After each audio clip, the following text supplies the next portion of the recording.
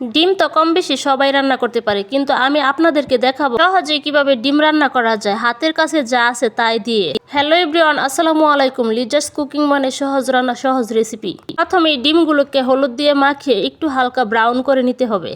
লক্ষ্য রাখতে হবে এটা যেন বেশি ভাজা না হয়, তাহলে রাবারের মতো হয়ে যাবে। একই তেলে আমি কিছু পেঁয়াজ কুচি দিয়ে দিচ্ছি, হালকা বাদামি করে নেব। এইখানে আমি একটা তেজপাতা, দারচিনি, এলাচ দিয়ে দিলাম। এখন আমি এটাকে ভেজে নিব। একটু লবণ দিয়ে দিচ্ছি পেঁয়াজটা যাতে নরম হয়ে আসে। 1 চামচ মরিচের গুঁড়া, যে যেরকম জাল খায় সেই অনুযায়ী দিয়ে নিবেন, কারণ আমি একটু জাল বেশি খাই তাই দিয়ে দিলাম। অল্প একটু হলুদের গুঁড়া, ধনিয়ার গুঁড়া এসব দিয়ে লাড়াচাড়া দিতে হবে, কারণ মশলাটা যাতে পুড়ে না যায় সেদিকে লক্ষ্য রাখতে হবে। এই জন্য আমি কিছু পানি ঢেলে দিলাম মশলাটা কষানোর জন্য। মশলা সুন্দর করে কষালে খাবারের স্বাদ বেড়ে যায়। এখন আমি 1 চামচ জিরার গুঁড়া দিয়ে দিলাম এবং 2টা মরিচ মাঝখান দিয়ে ভেঙে দিলাম ফ্লেভারের জন্য। মশলার উপরে তেল উঠে গেলে এখন আমি ডিমগুলোকে ছেড়ে দিচ্ছি। এখন অল্প পরিমাণে একটু পানি দিয়ে দিলাম।